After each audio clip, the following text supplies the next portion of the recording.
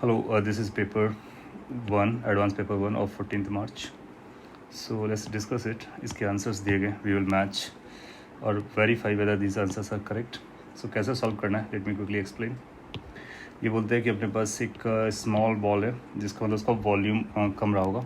Density 4 rho not दिया गया, ये पी नॉट ना होकर रो नॉट होना चाहिए. Is release from rest just below the surface of a liquid. Liquid की डेंसिटी इस तरह से बढ़ती है. कांस्टेंट अपने को दिया गया, टाइम पीरियड ऑफ ऑसिलेशन निकालना है. सो लेट्स सी कि ये सरफेस ऑफ द लिक्विड है और इसके डाउन साइड जाने पर डेंसिटी इसकी बढ़ेगी. So what is the density at the initial level. यहाँ पर रो नॉट है. कोई भी ऑब्जेक्ट को अगर आप यहाँ पे रिलीज़ करोगे then you will find just below अगर रिलीज़ करते हो तो buoyancy force is going to smaller, weight is going to be higher because कि उसकी डेंसिटी ज़्यादा है. तो ये नीचे आएगा. यहाँ कहीं इसको इक्विलिब्रियम पोजीशन मिलेगा. Equilibrium position, let's say equilibrium position किसी वाई नॉट पे मिलता है. तो एट इक्विलिब्रियम पर क्या होगा कि force of buoyancy and force of gravity बराबर होगा. सो यूल फाइंड कि F B must be equal to weight. F B आएगा density of the object, density of the liquid which is rho into volume submerged which is total volume into gravity. This must be equal to the density of object which is 4 rho naught into volume of the object into g. ये cancel out हो जाएगा. इसका तो जब रो की value 4 rho not हो जाती है उस कंडीशन पर हम पाएंगे कि इक्विलिब्रियम हो जाता है. सो ये बन जाएगा अपने लिए rho naught 1 plus A Y naught. This must be equal to 4 rho naught. Rho naught cancel हो गया. यहाँ से अपने को पता चला ए वाई नॉट की वैल्यू 3 होनी चाहिए. सो ये तो कंडीशन है इक्विलिब्रियम की. जब आपका ऑब्जेक्ट यहाँ पर पहुँचेगा डाउन साइड सो ये इक्विलिब्रियम पर होगा, लेकिन वेलोसिटी की वजह से, मोमेंटम की वजह से फर्दर चला जाएगा. सो लेट से यहाँ से हम लोग वाई डिस्टेंस और अंदर लेके जाते हैं और फिर चेक करते हैं कि इसमें रिस्टोरिंग फोर्स कितना लगने वाला है, या फिर एक्स इसको यूज़ कर लेते हैं.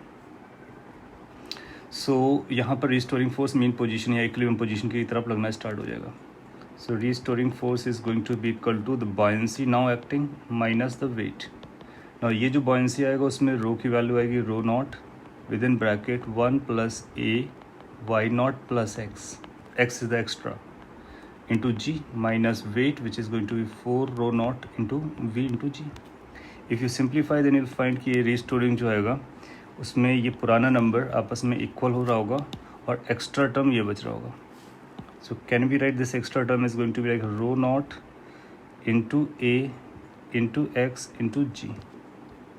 अब इसमें आप बोलोगे कि x के प्रोपोर्शनल है और बाकी सारा k का काम कर रहा होगा, तो यहाँ से अपने को टाइम पीरियड की वैल्यू पता चलेगी. t is equal to 2 pi under root m by k where k turn out to be rho naught a into g. Now m is the mass. Mass को हम लिख सकते हैं डेंसिटी इंटू वॉल्यूम. अच्छा, इसमें एक v का भी टर्म आया होगा क्योंकि ये तो डेंसिटी लिखा था, इस पर एक वॉल्यूम वाला भी टर्म रहेगा. सो v से भी मल्टीप्लाई करेंगे. सो यू विल फाइंड कि यहाँ पर v भी आएगा, वो v यहाँ पर भी आएगा. So further this t could be written as 2 pi under root m को लिख सकते हैं density which is 4 rho naught into volume divide by rho naught into volume into a into g. ना अब ये सिंप्लीफाई हो गया. फर्दर सिंप्लीफिकेशन से कि रो नॉट कैंसिल हो गया, v कैंसिल हो गया, तो अपने पास आ रहा है 2 pi under root 4 divide by a into g. ना ए की वैल्यू कितना है 2 प्रॉपर यूनिट में. So 4 by 2 is 2. So that's like 2 pi under root 2 divided by 10. G को हम लोग 10 ले सकते हैं, which basically turn out to be 2 pi under root और divided by under root 5. ऐसा ऑप्शन अपना आंसर बनने वाला है. So we will say A option is the correct response. वो दिया गया है इसलिए इसको मार्क कर देंगे. So idea is कि find equilibrium position, then disturb it slightly, then find restoring force, check whether it's proportional to x, then write that effective k and simplify it. Now question number 2. It says a particle of 2 kg undergoes SHM with this equation. What is the shortest time required for the particle to move from 0.75 meter to minus 0.75 metre. ना इस SHM की equation से अपने को कुछ पता चलेगा कि लेट्स से इक्विलिब्रियम है वो पॉइंट पर. So it's amplitude is 1.5.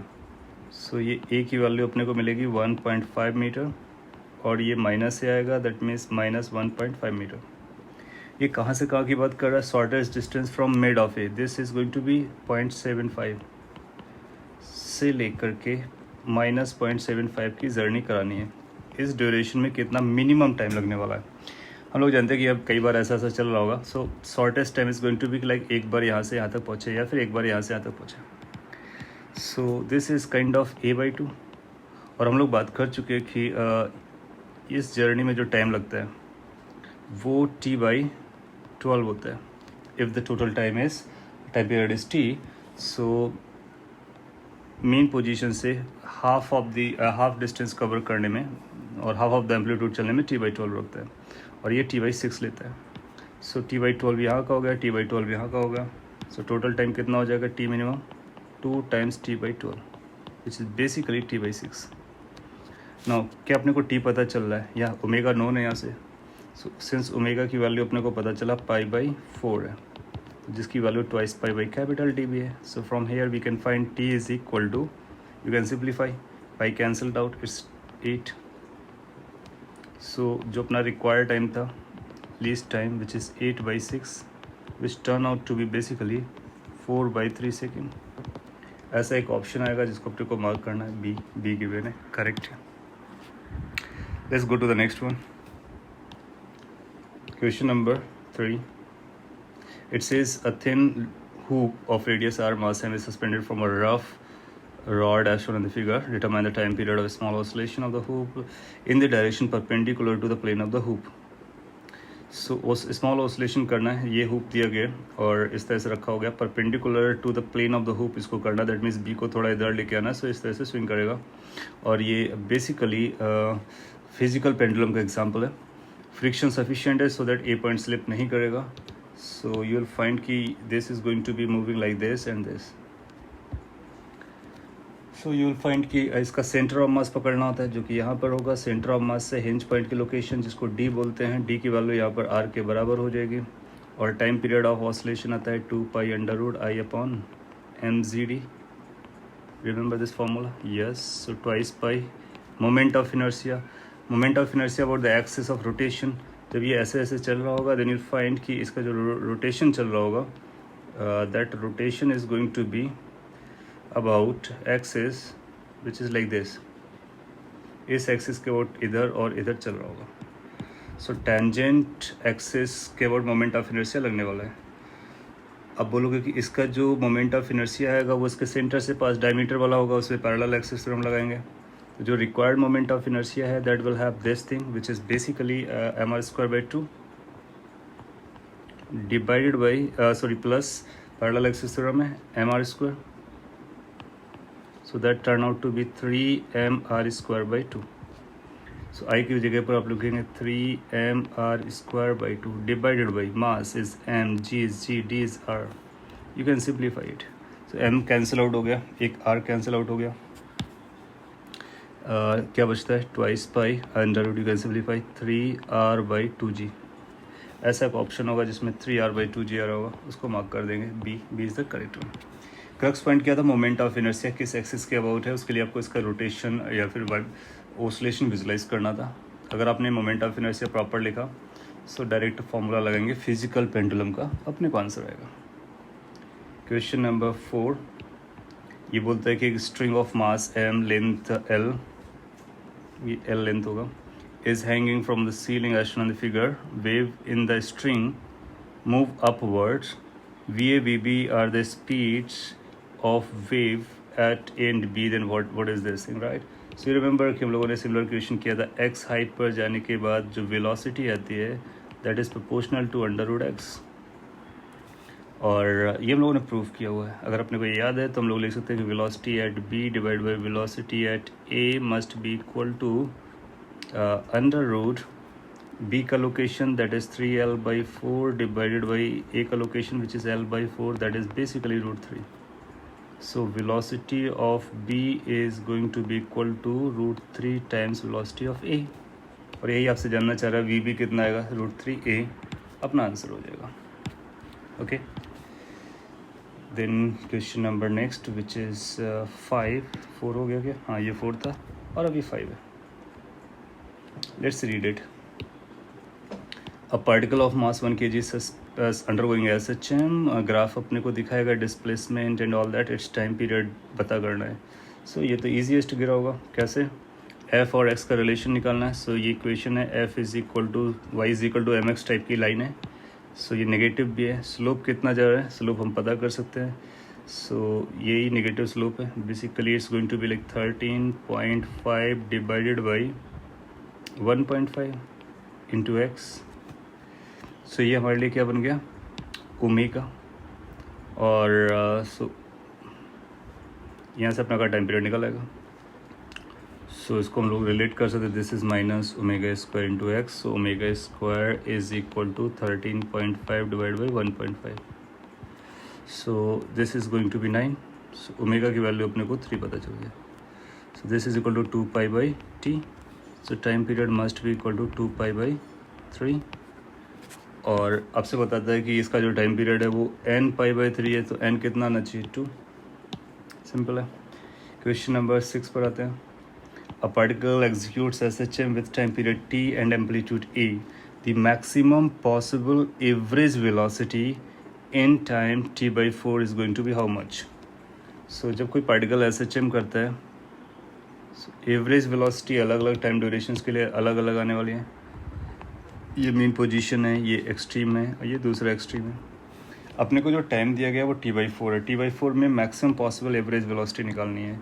तो t/8 ऐसा मैक्सिमम स्पीड वेलोसिटी तो तभी आएगी जब सिमेट्रिकली हम लोग बात कर रहे होंगे.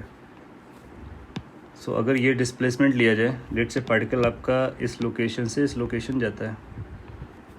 सो ये डिस्प्लेसमेंट आप लोगे तो ओरिजिन के सिमेट्रिकल एरियाज़ में मैक्सिमम पॉसिबल एवरेज वेलोसिटी मिलेगी अपने को.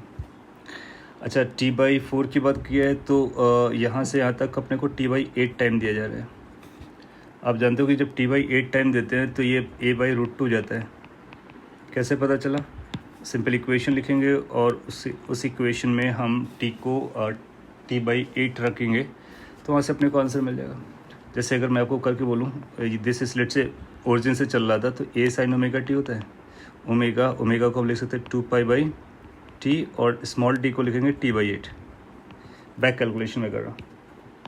सो this turn out to be like a into sine π/4. Sine π/4 1/√2 होता है तो a/√2 होता है. इसका a/√2 डिस्प्लेसमेंट ओरिजिन से चलेगा मेन पोजीशन से कितने में? t/8 में. क्लास में भी किया हुआ है तो डायरेक्टली उसको हम कॉपी कर सकते हैं. अच्छा, टोटल टाइम कितना हो जाएगा? t/8 plus t/8. और टोटल डिस्प्लेसमेंट कितना वहाँ से पकड़ सकते हैं. तो क्या हम बोल सकते हैं कि जो एवरेज वेलोसिटी होगी, वेलोसिटी की average value, that is going to be the displacement which is basically 2 times a/√2 divide by total time taken. So that's going to be 2 times t/8. ना 2 कैंसिल हो गया और 8 ऊपर आ जाएगा तो अपने पास आ जा रहा है कुछ 8a divide by √2t. 8a को अब चाहो तो √2 से डिवाइड कर सकते हो. तो we can write it as a 4 into 2, that means 4√2a/t. So अपना आंसर आ जाएगा 4√2a/t. It is written as n√2a/t. So n must be 4. So 4 अपना आंसर हो जाएगा. लेकिन इसमें ये रिजल्ट्स हमारे लिए बहुत इंपॉर्टेंट होते हैं कि लाइक a/2 कितने टाइम में जाता है, a/√2 कितने टाइम में जाता है. और अगर आप कभी फ्रेश माइंड से करना चाहें तो आप इस इक्वेशन का भी यूज़ कर सकते हैं. Question number 7, let's read it.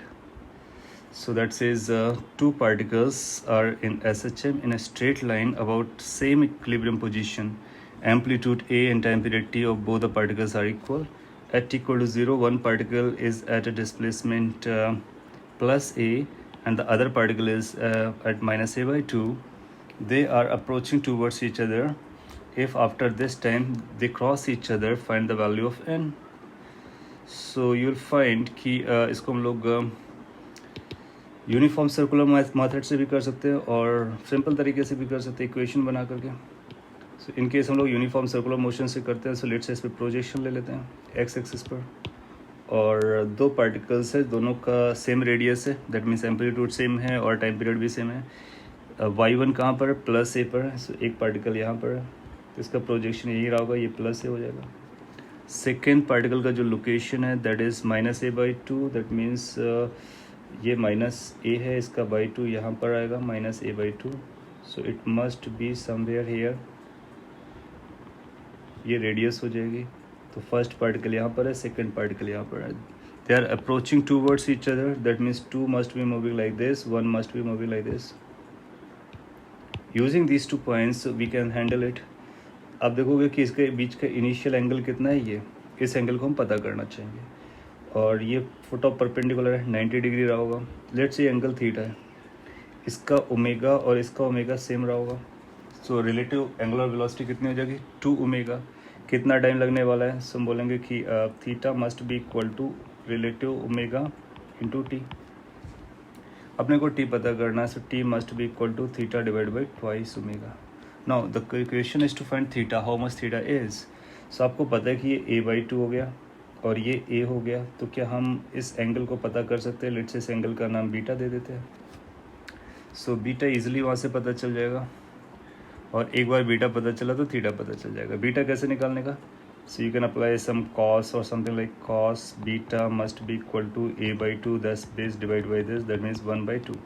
So beta turn out to be, cos की वैल्यू 1/2 60 डिग्री पे मिलती है, दैट मीन्स π/3 पर आती है। So theta must be equal to pi minus beta, that means 2π/3। अब इस थीटा को हम यहाँ पे सब्सटीट्यूट कर देते हैं, तो 2π/3 divide by 2 omega, omega is 2π/t। Simplify हो गया, 2π कैंसिल हो गया, और ये अपने को दिख रहा है t/6। सो कितना टाइम लगेगा उसको मीट करने के लिए, t/6। ये बोलता है t/n, सो n मस्ट बी 6। ये फर्स्ट टाइम मीट कर रहे हैं, सेकेंड टाइम मीट करने के लिए इसके आगे भी जाएंगे और इस तरह से चलाते रहेंगे। तो लीस्ट वाला अपने को निकालना था, हालांकि इस पर लिखा नहीं था लिस्ट निकालना है, बट यस इस केस में हम लोग लिस्ट वाला आंसर दे सकते हैं, पहला आंसर उसी को देंगे। सो 6 will be the correct response. Question number 8 ये बोलता है कि figure shows a rectangular pulse and a triangular pulse approaching each other along the x axis, the pulse speed is 0.5 centimeter per second. What is the resultant displacement of medium particles due to superposition of the waves at this location at this time? So पहली बात इस time पर देखते हैं कि दोनों कहाँ पर कैसे दिखने वाले हैं, फिर उनका हम लोग सुपरपोजिशन करने वाले हैं। सो टाइम अपने को दिया गया 2 सेकेंड। 2 सेकेंड में ये जो अपने पास है दिस वन, इसकी लोकेशन कहाँ पर आएगी। तो आप देखोगे कि ये 2 वाला पॉइंट है, 0.5 से चल रहा है, 2 सेकेंड मिला, इसका मतलब ये 1 सेंटीमीटर आगे प्रोपोगेट कर जाएगा। सो 1 सेंटीमीटर आगे प्रोपोगेट करने का मतलब ये लाइन अपने को यहाँ पे मिलेगी, और ये लाइन इधर चला जाएगा, और ये कुछ ऐसा दिखेगा रेड कलर का। फिर ट्राइंगल के साथ क्या रहा होगा, ट्राइंगल को लेट से दूसरे कलर से ड्रॉ कर देते हैं, may be like blue colour. So ये ट्राइंगल वाला जो पल्स है, this will also be propagating by 1 centimetre. So ये जो 3 पॉइंट है वो यहाँ पर आ जाएगा, 1 पॉइंट यहाँ पर आएगा, और ये जो पॉइंट है ऐसा हो जाएगा। तो ये सिचुएशन अपने को दिखने वाली है। रेड कलर का अपने को ये रेक्टेंगुलर पल्स दिखा, और ट्राइंगुलर अपने को ये ब्लू कलर का दिखा। अब इसमें कौन से पॉइंट की बात करनी है वो देखा जाए। x इक्वल टू 0.5, तो 0.5 लोकेशन अपने को ये है, इसका डिस्प्लेसमेंट अपने को लगना है 0.5 का। कैन यू थिंक ऑफ इसके डिस्प्लेसमेंट में एक ये y1 ऐड होगा और दूसरा y2 ऐड होगा। y2 की बात करें तो वो तो क्लियर है 2 है, y1 कितना होगा ये अपने को देखना होगा। अब देखोगे कि ये 1, 1 और 2 था, तो उसके प्रोपोर्शन में ये नंबर अपने को पता करना पड़ेगा। और अब देखोगे कि इसका मेड, इसका भी मेड होगा।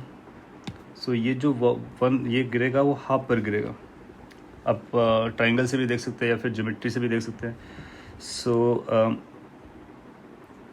ये पॉइंट और ये पॉइंट को अगर हम लोग ज्वाइन कराते हैं तो इसका अगर हाफ करेंगे तो यू विल फाइंड कि इसके हाफ पर भी लैंड करने वाला है।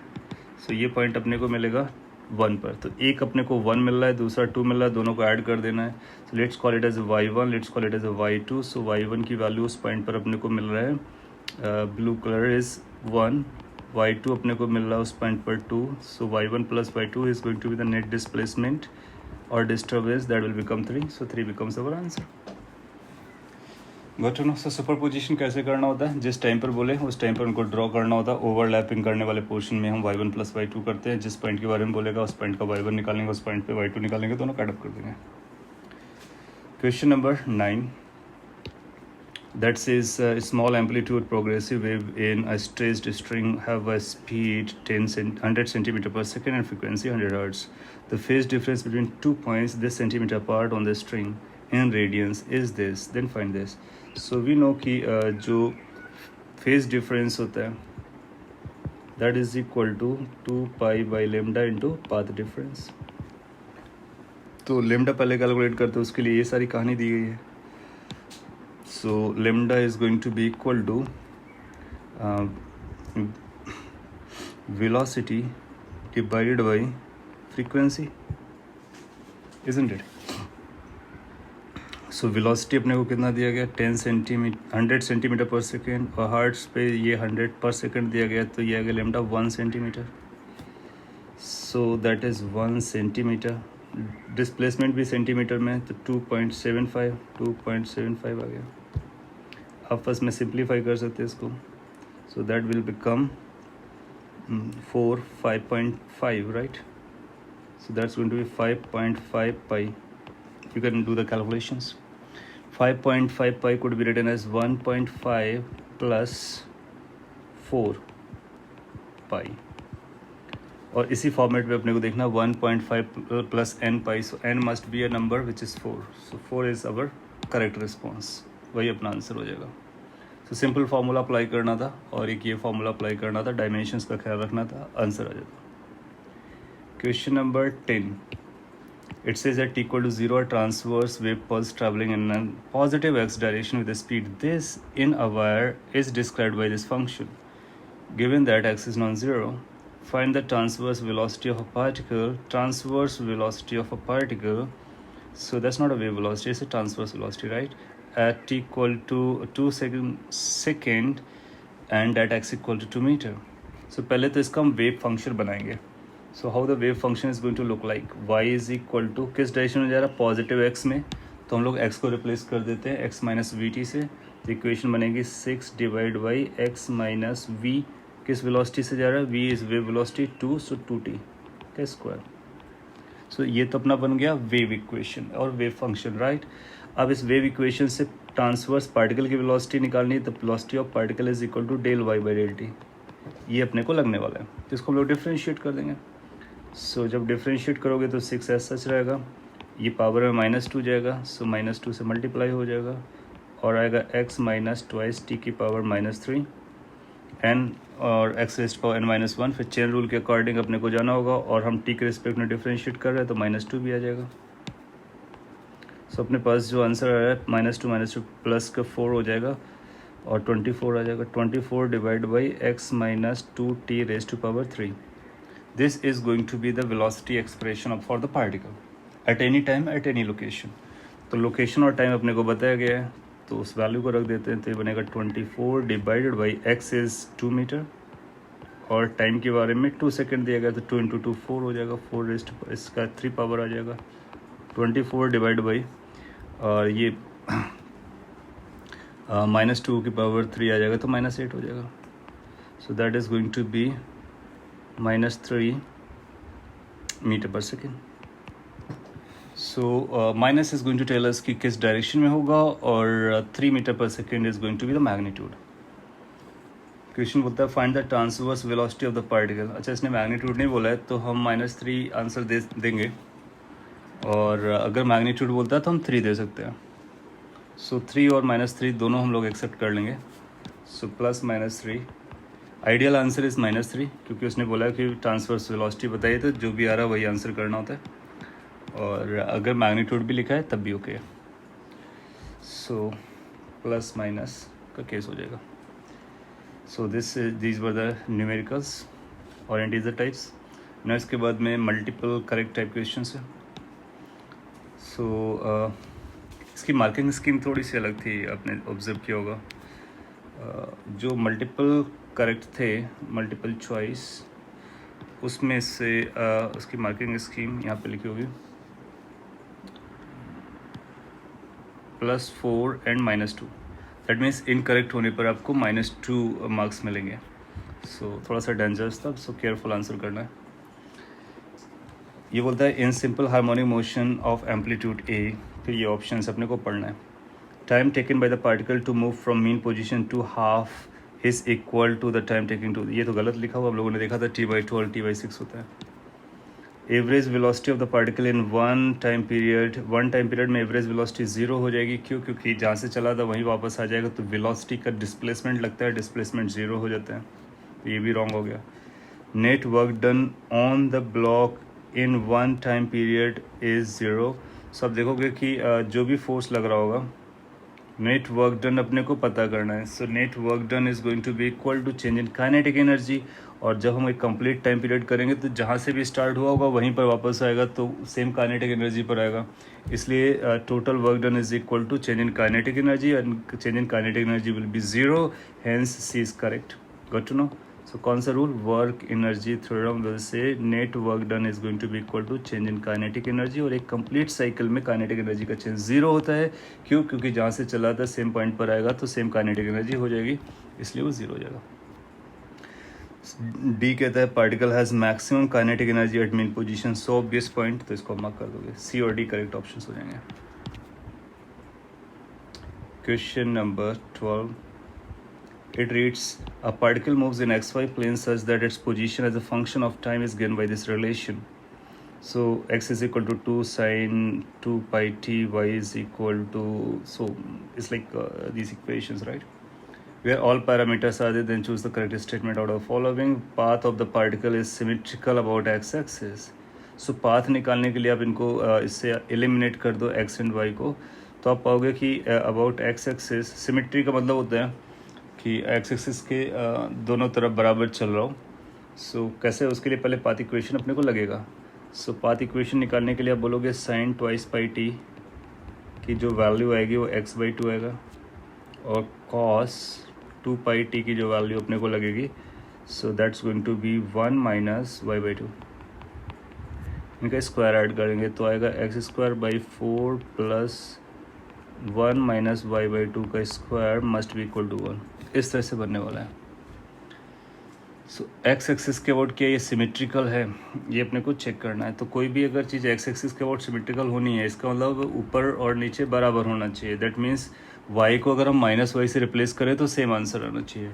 अब इसमें अगर y को -y कर देंगे तो एक डिफरेंट इक्वेशन बन जाएगी, लेकिन x को -x से रिप्लेस करेंगे तो सेम इक्वेशन रहेगी। इसका मतलब ये y एक्सिस के अबाउट सिमेट्रिकल है, लेकिन x एक्सिस के अबाउट सिमेट्रिकल नहीं है। सो ए रॉन्ग हो जाएगा। दूसरा है net force on the particle is always directed towards the origin. Net force की बात कर रहा है। सो अब देखोगे कि इसको आप डिफ्रेंशिएट करो 2 बार, इसको भी डिफ्रेंशिएट करो 2 बार, देन यू विल फाइंड कि अपने को एक्सेलरेशंस मिलेंगे, और एक बार एक्सेलरेशंस मिलेंगे तो फोर्स मिल जाएगा। फिर देखना है कि क्या वो ओरिजिन की तरफ डायरेक्टेड है, तो अपने को चेक करना पड़ेगा। फिर speed of the particle is changing with time. Speed of the particle है, इसका मतलब इसको डिफ्रेंशिएट करके स्पीड और एक्सेलरेशन दोनों कैलकुलेट करने पड़ेंगे। Average speed of the particle in time interval this is this, उसके बारे में कैलकुलेशन करनी है। तो कुछ कैलकुलेशंस ये डिमांड करता है, कर लेते हैं। जैसे कि अपने को वेलोसिटी निकालनी है, del x by del t और d x by d t, और velocity in the x direction, so d x by d t आ जाएगा।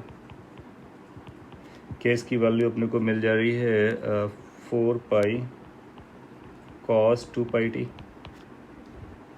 और velocity in the y direction that is dy by dt। उसको जब differentiate करोगे तो constant term cancel out हो जाएगा, और माइनस कॉस का डिफ्रेंशिएशन माइनस आता है तो प्लस हो जाएगा, तो ये बनेगा 4 पाई sin 2 pi t। नो, अगर अपने को स्पीड चाहिए या वेलोसिटी चाहिए, इनको स्क्वायर ऐड कर देंगे। जब इसको स्क्वायर ऐड करोगे तो अपने को पता चलेगा कि जो v आ रहा है, so that is going to be cos square sin square 1 हो जाएगा, 4 पाई के बराबर हो जाएगा, और जो कि कांस्टेंट है। अगर कांस्टेंट स्पीड से चल रहा है तो हमारे पास जो एक पॉइंट था speed of the particle changing with time, ये रॉन्ग हो गया, इसको रिमार्क करेंगे। और सिंस स्पीड कांस्टेंट है, इसका मतलब एक्सेलरेशन 0 रहा होगा तो फोर्स 0 रहा होगा, और इसने बोला पार्टिकल पे फोर्स ओरिजिन की तरफ लग रहा है, तो हमने प्रूव किया कि एक्सेलरेशन ही नहीं है उसके पास, तो फोर्स नहीं लगेगा। इसका मतलब बी भी रॉन्ग हो गया, सी भी रॉन्ग हो गया, ए भी रॉन्ग हो गया, तो डी करेक्ट होना पड़ेगा। फिर आपसे बोलते हैं average speed of the particle, तो सिंस ये कांस्टेंट स्पीड है इसका एवरेज वैल्यू 4 पाई रहेगा, कोई भी टाइम ड्यूरेशन आप क्यों ना लो, 0 से 2 सेकेंड में 4 पाई है, यस, तो ये ट्रू हो जाएगा। तो इस तरह से इसका केवल एक ही आंसर आएगा, डी ऑप्शन, जो कि करेक्ट आंसर दिया गया, इसलिए करेक्ट रखेंगे उसको। Question number 30, it says the figures represent two snaps of a traveling wave on a string of mass per unit length is known. Two snaps are taken at time equal to 0 and 1/24 second. तो एक moment पर ये snap लिया गया, अगले moment पर जो कि 1/24 सेकेंड बाद था, वो ये स्नैप है। अब इसके बेसिस पे अपने को बताना है कि इसके साथ चल क्या रहा है। सो वेव स्पीड के बारे में बात करनी है, टेंशन के बारे में बात करनी है, बहुत सारे पॉइंट्स के बारे में बात करनी है। सो 1 बाय 1 अगर अपने को वेव स्पीड निकालना है तो अपने को वेवलेंथ लगेगा और टाइम पीरियड लगेगा। सो ये जो एक्स एक्सिस है और ये वाई एक्सिस है, यहाँ से अपने को वेवलेंथ पता चलता है, क्योंकि ये जो पॉइंट है और ये जो पॉइंट है वो सेम, मतलब ये कंप्लीट वेवलेंथ है, तो ये अपने को एक वेवलेंथ है, बट इसका एक्स कोऑर्डिनेट अपने को बताया नहीं है। ओके, इसका एम्पलीट्यूड अपने को पता है। ओके, सो फिगर देख करके अपने को कुछ समझ में आ रहा है कि जैसे ये जो पार्टिकल है, ओरिजिन वाले पार्टिकल को देखते हैं, तो ये हाफ ऑफ द एम्पलीट्यूड पे था और ये ओरिजिन पर आ गया, ये SHM कर रहा होता है। और अगर SHM करने वाला पार्टिकल अपने मिड पॉइंट से मीन पोजीशन पर आता है तो इस जर्नी में कितना टाइम लेता है, तो हम लोग जानते हैं कि ये इस जर्नी में इसको T/12 का टाइम लगता है, और T/12 is equal to T/1/24, T/12 is equal to 1/24। So यहाँ से अपने को T की जो वैल्यू है वो पता चल जाती है, हाफ सेकेंड आ गया, इसका मतलब इसका जो टाइम पीरियड है वो पता चल गया। सो ओमेगा की वैल्यू कितनी हो जाएगी, 2π/T, T is 1/2, so that is 4π। So omega is equal to 4π, ये अपने को पता चलता है। अच्छा, इसने बोला स्पीड ऑफ वेव निकालना है, सो ओमेगा पता चल गया, के पता चले या वेवलेंथ पता चले तो अपने को काम हो जाएगा। वेवलेंथ के लिए अपने को ये जानने की ज़रूरत है कि ये कंप्लीट ये पॉइंट कितना है, तो ये पॉइंट यहाँ पर मिसिंग है, ये पॉइंट देना चाहिए। अगर ये पॉइंट देगा तो अपने को वेवलेंथ मिल जाएगा। यहाँ पर भी मार्किंग नहीं है, यहाँ पर भी मार्किंग मिसिंग है, तो सिंस अपने को ये मार्किंग नहीं पता चल रहा है तो हम वेवलेंथ नहीं निकाल पाएंगे। वेवलेंथ नहीं निकाल पाएंगे तो स्पीड नहीं निकाल पाएंगे, क्योंकि स्पीड के लिए अपने को लगेगा v is equal to lambda into F, और या फिर आप ऐसा बोलो कि ω/k, ω/k, इजंट इट। सो ये पर सेकंड होगा, ये पर मीटर होगा, तो मीटर पर सेकंड हो जाएगा, यस। इसलिए हमको ओमेगा मिल गया, लेकिन के की ज़रूरत है। अच्छा, अगर हमको के मिल जाता तो हम टेंशन निकाल सकते हैं, क्योंकि टी और वी आपस में लिंक होते हैं। This is equal to √T/μ। Mu question दे रहा है, टी निकालने के लिए वी होना जानना ज़रूरी है, तो अगर वी पता चलता तभी हम टी निकाल पाएंगे। सो पॉइंट इज़ कि अपने को लेमडा का इशू है, तो ऐसा अपीयर हो रहा है कि यहाँ पर मार्किंग जो है वो होनी चाहिए थी कोई। एनीवे, अपने को जितना भी एग्जाम में दिया होता है क्वेश्चन, उसके बेसिस पर आंसर करते हैं। तो हम अभी वी नहीं निकाल पा रहे एग्जैक्टली, टेंशन भी नहीं निकाल पाएंगे क्योंकि हमारे पास लेमडा नहीं है।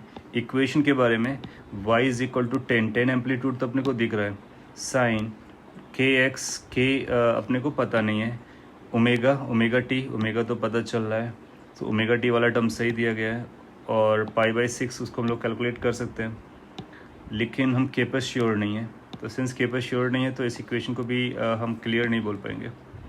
Maximum velocity of the particle ये ज़रूर बता सकते हैं, वी मैक्स की वैल्यू a इंटू ओमेगा होती है। क्या अपने को a दिख रहा है, यस, 10 mm, a की वैल्यू 10 mm है। सो 10 mm को मीटर में ले जाएंगे, 10⁻³ कर देंगे, इंटू ओमेगा कितना है, 4π है। इसको सिंप्लीफाई कर सकते हैं, तो ये अपने पास आ रहा है 4π/100, that means π/25 metre per second, और ये अपने को मैच करता हुआ नज़र आया, तो हम डी को मार्क कर देंगे। और ABC के लिए अपने को लेमडा की ज़रूरत पड़ रही है, तो इसने ऑल ऑप्शन दिए, इसका मतलब ये यहाँ पर मिसप्रिंटेड होगा और यहाँ पर वैल्यूज़ होनी चाहिए, और यहाँ से हम लोग चेक कर सकते हैं कि के कितना होना चाहिए, 2, दैट मीन्स इसको 2 बोलना चाहिए, इसको 1 बोलना चाहिए। अगर ऐसा बोलता है तो फिर हम चेक कर लेंगे कि ये इक्वेशन हमारी वैलिड हो जा रही है। एक बार ये इक्वेशन वैलिड हो गई, देन वी विल फाइंड कि यहाँ से v पता चल जाएगा, v की वैल्यू 4 आ जाएगी। एक बार v की वैल्यू 4 आ गई, इस पर रख करके देखेंगे T/μ से, तो t की वैल्यू भी अपने को 4 मिल जाएगी। सो उस तरह से अपने को ऑल आंसर्स मिलते हैं, बट सिंस ऐसा नहीं दिख रहा है अपने को ये 2 और 1, तो हम लोग क्या आंसर करेंगे, ओनली डी। तो यहाँ पर करेक्शन है, ऑल आंसर ना कर करके D is going to be the correct response as per the given information. Okay, so how to read the figure, that has to be understood कि हम लोगों ने एक पार्टिकल को पकड़ा और इस पार्टिकल से इसका टाइम पीरियड निकाल लिया। टाइम पीरियड निकालने के बाद हम लोगों ने वीपी मैक्स निकाल लिया और एम्पलीट्यूड अपने को दिख रहा था। अगर ये मार्किंग दिया गया होता है तो हम वेवलेंथ भी निकाल पाते, के निकाल पाते, इक्वेशन, स्ट्रिंग का tension and everything we could find it out. So this 13 has a correction, correct answer is only D. Question number 14. A wave is passing along a string in the positive x direction as shown in the figure. Okay. Choose the correct statements. Acceleration is positive at point this. तो इस point पर आप देखोगे क्या होता है, इस point ये एक्सट्रीम पॉइंट है, राइट। सो यहाँ पर वेलोसिटी 0 होती है और एक्सेलरेशन होगा अपवर्ड डायरेक्शन में, तो ये पॉजिटिव हो जाएगा क्योंकि मीन पोजीशन इसका ये होगा और acceleration is always towards the mean position, तो वो पॉजिटिव होगा। इसका मतलब ए सही है। Got to know, acceleration इसका mean position है, acceleration always toward the mean position. Velocity is negative at point 3. 3 point की velocity किधर आएगी, तो अपने को नहीं पता है कि इस मोमेंट पे किधर आ जाएगा, ऊपर जाएगा या नीचे जाएगा, तो उसके लिए अपने को नेक्स्ट मोमेंट पे विजुलाइज करना है। पॉजिटिव एक्स डायरेक्शन में जा रहा है, इसका ये पूरा का पूरा शिफ्ट हो जाना चाहिए। अगर इसको पूरा का पूरा शिफ्ट करना है तो कुछ ऐसा बनाना होगा कि ये पॉइंट इधर आएगा और ये ऐसा जाता हुआ अपने को नज़र आएगा। सो यूल फाइंड कि अगर ये ऐसा जा रहा है तो थर्ड पॉइंट जो यहाँ पर है फ्यूचर में नीचे आने वाला है। इसका मतलब velocity of 3 point should be negative. Yes, velocity of 3 point should be negative. कैसे ड्रॉ करना होता है कि ये नेक्स्ट जो आपको वेव नज़र आए वो शिफ्टेड नज़र आए in the direction in which it is moving. So we had similar type of questions in the lecture as well, so वहाँ से पता कर सकते हैं। Velocity and acceleration are in opposite direction for point 2 point के बारे में बात करते हैं, तो 2 पॉइंट की velocity is going to be downward और acceleration is going to be towards the mean position. Yes, so velocity downward है, एक्सेलरेशन अपवर्ड है, तो उसके बेसिस पर हम बोल सकते हैं कि वो अपोजिट डायरेक्शन में है। Speeds at point 1 and 4 are identical. 1 0 speed पर है, 4 0 स्पीड पर है, तो दोनों आइडेंटिकल हैं। Speeds are identical. Yes, they are identical, so all points are correct. तो ये आपका 14th हो गया। Now let's come to this 15th. 15 says a string fixed at both ends is vibrating as shown in the figure, then mark the correct statements. ये vibrate कर रहा है, इसका मतलब ये स्टैंडिंग वेव के बारे में बात कर रहा है और स्टैंडिंग वेव में अपने को एक सपोर्टिंग ऐसा पोर्शन भी दिखा देना होता है कि कभी ऐसा भी जाएगा और इस तरह की लूज बना रहा होता है।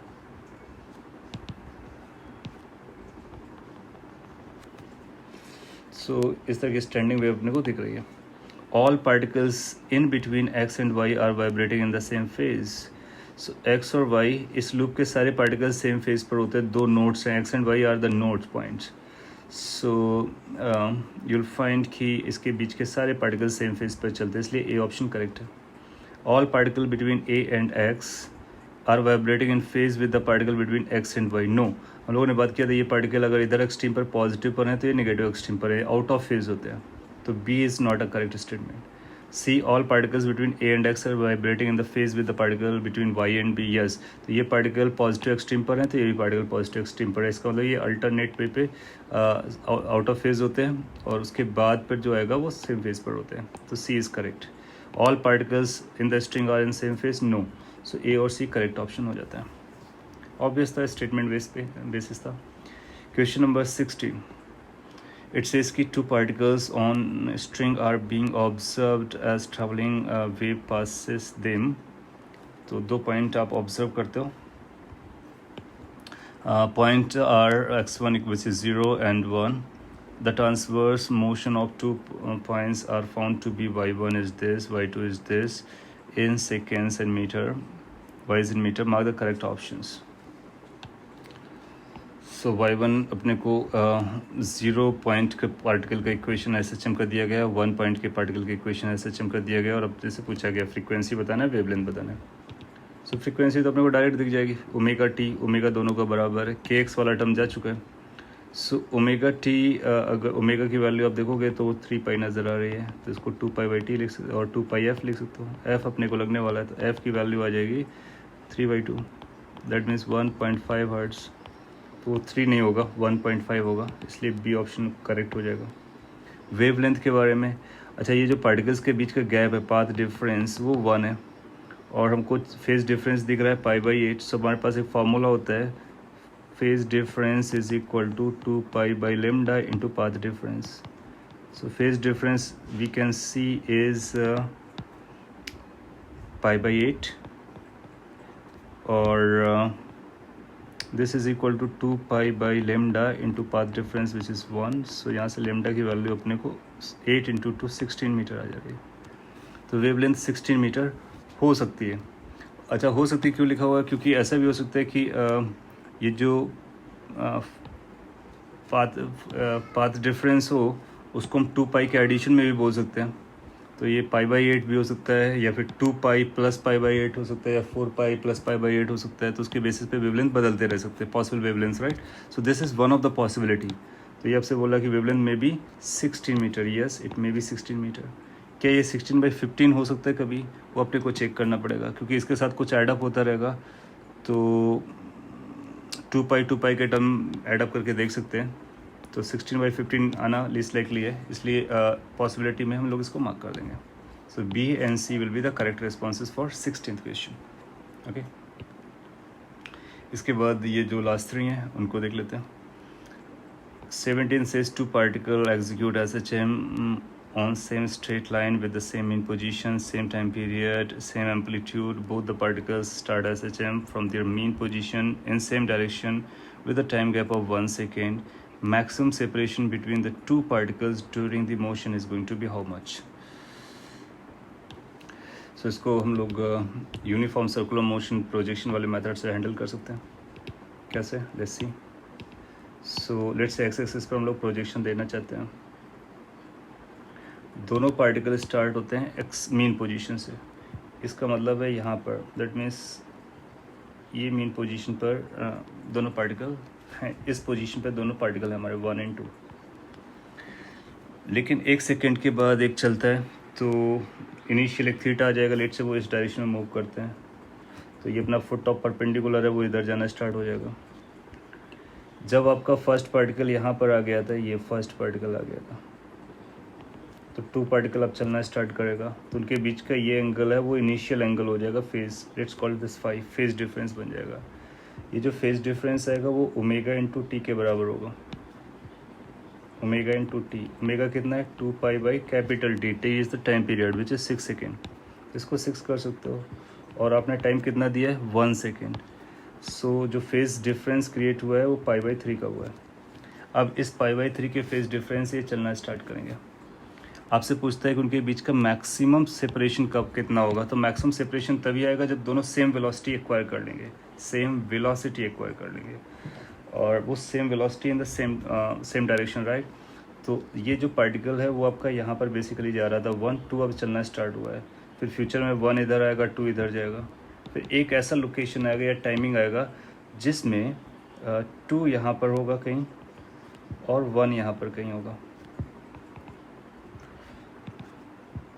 और 1 ऐसा जा रहा होगा, 2 इसको फॉलो कर रहा होगा, और ये एंगल अभी भी फाई रहेगा। उस समय फुट ऑफ परपेंडिकुलर इसका यहाँ पर होगा और ये पार्टिकल इधर जाता हुआ नजर आएगा। इसका फुट ऑफ परपेंडिकुलर यहाँ होगा, पार्टिकल इधर नजर आएगा। नाउ सिंस ये सिमेट्रिकल लोकेशन पर हैं, इसलिए दोनों की स्पीड वेलोसिटी बराबर आ जाएगी, और वेलोसिटी बराबर होगी तो उनके बीच का ये सेपरेशन है वो मैक्स हो जाएगा। यही सेपरेशन अपने को पता करना है। तो इस सेपरेशन को हम लोग इसलिए पता कर सकते हैं क्योंकि अपने को पता चल गया कि ये π/3 एंगल है। सो अब चाहो तो इसको ऐसा एक अलग से ट्राइंगल जैसा बना लेते हैं कि ये डिस्टेंस मीन पोजीशन से यहाँ तक की है, और इसको अगर हम ऐसा ज्वाइन करा देते हैं तो ये हमारे लिए एम्पलीट्यूड का काम कर रहा होगा, ये वाला पॉइंट। और ये जो डिस्टेंस है यही अपने को निकालनी, लेट्स कॉल इट एक्स। ये परपेंडिकुलर है, और अगर ये एंगल फाई दिया गया है तो इसका अगर हम लोग परपेंडिकुलर लाइन ड्रॉ करेंगे सिमेट्री से 5/2 हो जाएगा, तो ये एंगल हमारे लिए 5/2 हो जाएगा। सो अगर हम यहाँ को x निकालना है तो यहाँ से यूज़ कर सकते हैं क्या? sin 5/2, sin 5/2 must be equal to the perpendicular which is x divide by amplitude which is a। sin 5/2 का मतलब होगा π/6, that is 30 degree, that is half, is equal to x/a। तो यहाँ से अपने को पता चला 2x की वैल्यू a के बराबर आ रही है। अच्छा, अपने को निकालना कितना, maximum separation is going to be this entire one which is x plus x, that is twice x. So twice x is going to be equal to the amplitude, isn't it? So twice x is equal to a. So वही अपना maximum separation है और a अपने को 5 centimetre दिया गया है. So twice x must come as a 5 centimetre. इसका आंसर 5 आना चाहिए. इसने 2 दिया हुआ है, so we will change it to 5. और सेंटीमीटर में पूछा गया, so this should be 5. Okay.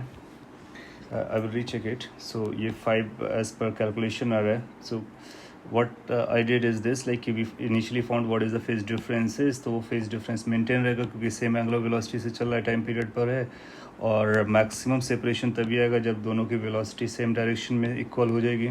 इसका मतलब सिमेट्रिकल हो जाएगा, तो ये एंगल 30 डिग्री आएगा. ये a है, सो ये जो डिस्टेंस आएगी परपेंडिकुलर a/2 हो जाएगा, दूसरा परपेंडिकुलर a/2 हो जाएगा, तो दोनों मिलाकर के a हो जाएगा. और a मैक्सिमम सेपरेशन होगा और a की वैल्यू अपने को 5 सेंटीमीटर दी, इसलिए 5 आना चाहिए.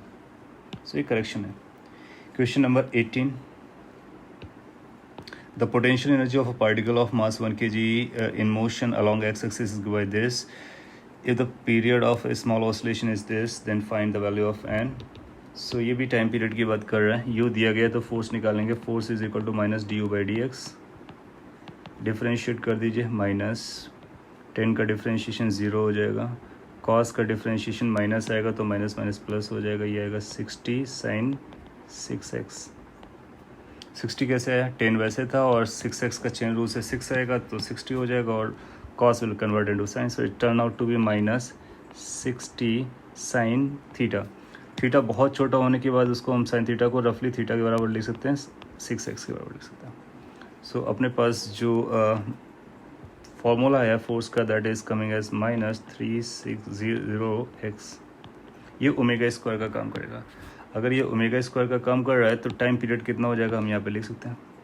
Time period is going to be 2 pi by omega which is under root 360. So इसको हम लोग लिख सकते हैं 2 pi is equivalent to root 10 divide by 6 into root 10. So 1/3. Time period turn out to be 1/3 and it says कि ये time period 1/n है, तो n मस्ट बी 3 अपना आंसर हो जाएगा. Alright, last question.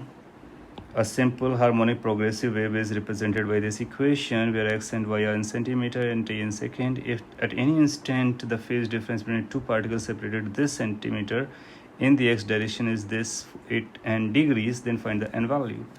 So a simple formula का requirement बता रहे हैं कि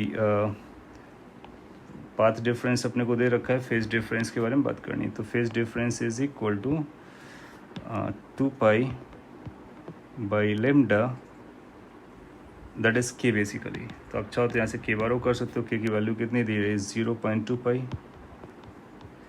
into path difference which is 2 centimetre. अच्छा, इसमें x किस यूनिट में था, x सेंटीमीटर में था, तो ये भी सेंटीमीटर में चलेगा. सो ये 2 आ जाएगा. So that turn out to be basically 0.4 pi radiance.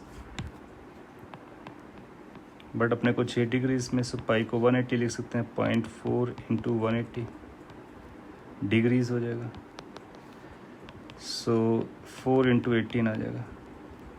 अपने को 8 में कन्वर्ट करना है तो इसको लिख सकते हैं 8 into 9. So n must be equal to 9. 9 अपना करेक्ट आंसर हो जाएगा. सो 19 का करेक्ट आंसर 9 हो जाएगा.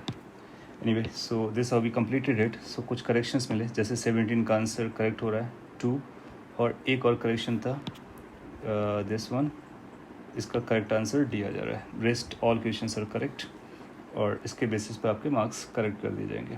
Thank you.